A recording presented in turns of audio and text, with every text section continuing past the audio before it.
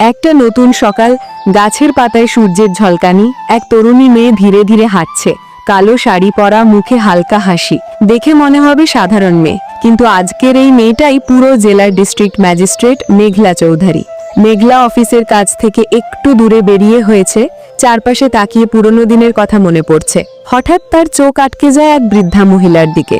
বৃদ্ধা মহিলার নাম রহিমা বিবি, 60 বছর বয়সী, ভাপা পিঠা বিক্রি করে। মেঘলা কাছে গিয়ে বলে, মা, পিঠা কত? রহিমা বিবি উত্তর দেয়, বাবা, দুটো 20 টাকা, গরম আছে।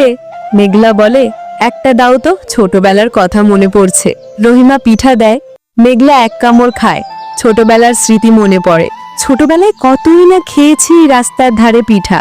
ঠিক তখনই বাইকের আওয়াজ। ইন্সপেক্টর কমল দাস আসে।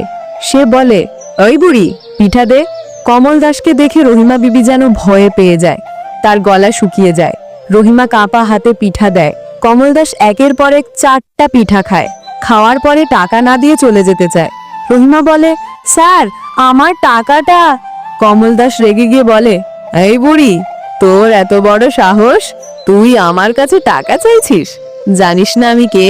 এখানে বিক্রি করতে হলে আমাকে ফ্রিতে খাওয়াতে হবে। রহিমা বিবি বলে, স্যার, আমি গরিব মানুষ, আজ ওষুধ কিনতে হবে, টাকাটা না দিলে আমি ওষুধ কিনবো কিভাবে? কমল দাস রেগে গিয়ে রহিমা বিবির ঠেলায় লাথি মারে। পিঠা ছিটকে যায় রাস্তায় এবং ঠাস করে এক চড় বসায় রহিমা বিবির গালে। এসব দেখে মেঘলা বলে, আমার এলাকায় সাধারণ মানুষ প্রতিদিন পুলিশের হাতে নির্যাতিত হয়, আর সেটা আমি জানি না? সে রাগান্বিত হয়ে এগিয়ে এসে বলে, আপনি আইনের মানুষ হয়ে অন্যায় করছেন, আমি আপনাকে আইনের আওতায় আনবো। কমল দাস বলে, তুই কে রে যে আমাকে আইন শেখাবি? মেঘলা বলে, আইন শেখাই না, শুধু মনে করিয়ে দিই। নিজের ভালো চাও তো এখনই তার পা ধরে ক্ষমা চাও এবং তার ক্ষতিপূরণ দিয়ে দাও। কমল দাস রেগে গিয়ে মেঘলাকে বলে, সন্ধ্যায় দেখা করিস, তোকে ডবল ক্ষতিপূরণ দিব। মেঘলা ফোন বের করে বলে, আমি মেঘলা চৌধুরী, মেন রোডের সবাই আসুন এখনই। কয়েক মিনিটে পুলিশ গাড়ি সেখানে চলে আসে।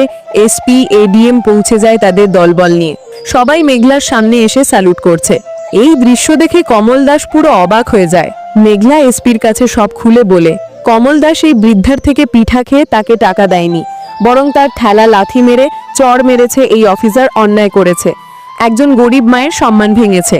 এসপি সাথে সাথে বলে, কনস্টেবল, তার ইউনিফর্ম খুলে নাও, সে এই ইউনিফর্ম পরার যোগ্য নয়। দুজন কনস্টেবল এগিয়ে এসে কমল দাসের ইউনিফর্ম খুলে দেয়। কমল দাস কাঁদতে থাকে, বলে, ম্যাডাম, ভুল হয়েছে, মাফ করে দিন।